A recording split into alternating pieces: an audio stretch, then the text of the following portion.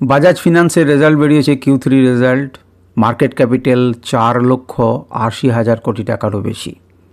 Current market price হচ্ছে 7,760 টাকা। পিই 30-এর কাছাকাছি। সেলস বাড়িয়েছে 27% ইয়ার অন ইয়ার বেসিসে।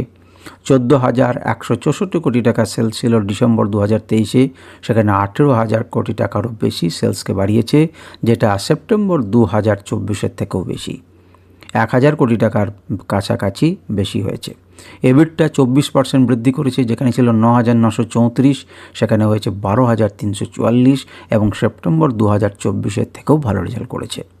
যদি আপনি নেট প্রফিটের কথা বলেন তাহলে 17% নেট প্রফিট বাড়িয়েছে, যেখানে ডিসেম্বর 2023 ছিল 3,639 কোটি টাকা, সেখানে হয়েছে 4,308 কোটি টাকা।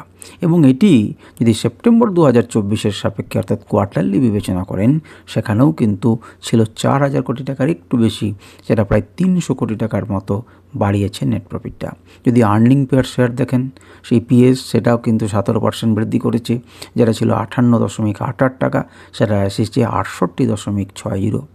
এবং এর আগে সেপ্টেম্বর 2024-এর ভ্যালু ছিল 64 টাকা 62 পয়সা।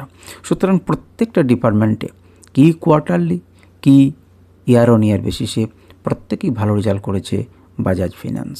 আপনারা চার্টে ফেলে এই চার্ট দেখুন, আর যদি আমার কাছে চার্টের বিশ্লেষণ শুনতে চান বা জানতে চান তাহলে কমেন্ট করুন।